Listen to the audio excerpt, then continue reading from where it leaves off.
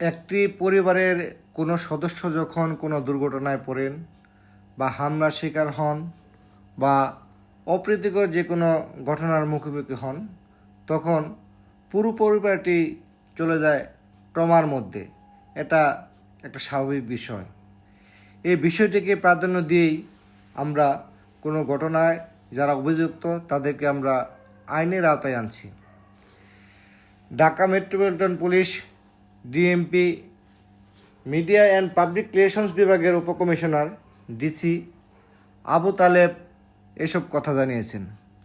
তিনি বলেন, সাম্প্রতিক সময়ে যেসব হত্যাকাণ্ডের ঘটনা ঘটেছে, চাঞ্চল্যকর যেসব ঘটনা ঘটেছে, আমরা সেসব ঘটনার প্রত্যেকটিরই রহস্য উদ্ঘাটন করেছি এবং আসামিদের গ্রেপ্তার করে আইনের আওতায় এনেছি।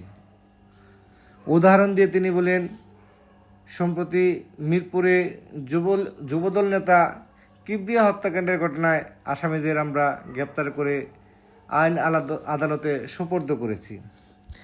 পুরান ঢাকায় সোহাগ হত্যা যারা জড়িত তাদেরকেও আমরা গ্রেপ্তার করেছি। সন্ত্রাসী মামুন দিনের বেলায় প্রকাশ্য দেবালোকে আদালত চত্বরে তাকে গুলি করে হত্যা করা হয়েছিল।